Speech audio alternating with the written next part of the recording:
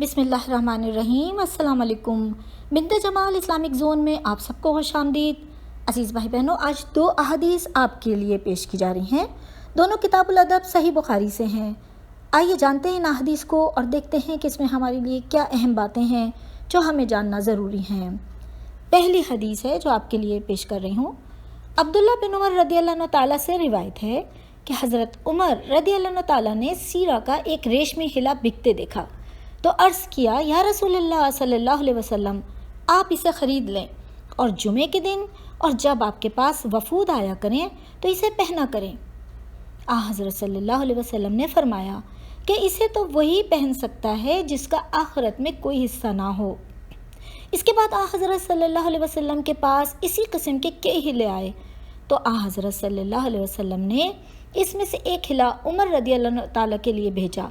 عمر رضی اللہ عنہ تعالیٰ نے عرض کیا کہ میں اسے کیسے پہن سکتا ہوں، جبکہ حضرت صلی اللہ علیہ وسلم اس کے متعلق پہلے ہی منع فرما چکے ہیں۔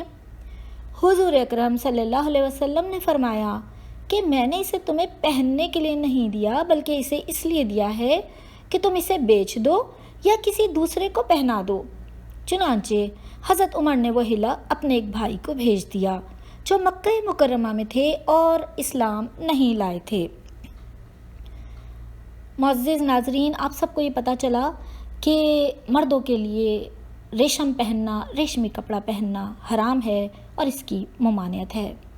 آئیے اب ہم دوسری حدیث جانتے ہیں۔ حضرت عائشہ رضی اللہ عنہ تعالیٰ نے بیان کیا کہ نبی کریم صلی اللہ علیہ وسلم گھر کے اندر تشریف لائے۔ گھر میں ایک پردہ لٹکا ہوا تھا جس پر تصویریں تھیں۔ حضرت صلی اللہ علیہ وسلم کے چہرے کا رنگ بدل گیا، پھر آپ نے پردہ پکڑا اور اسے پھاڑ دیا۔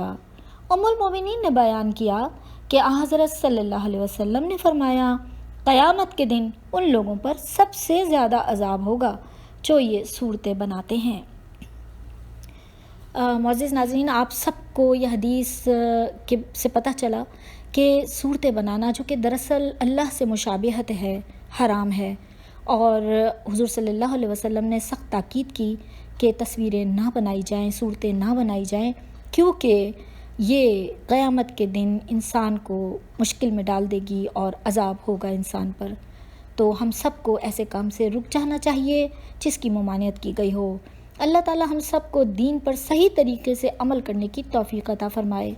آپ سب نے اگر میرا چینل جوائن نہیں کیا ہے، سبسکرائب کر لیجئے، بیل آئیکن کو پریس کر لیجئے اور ان احادیث کو آگے ضرور شیئر کر لیجئے۔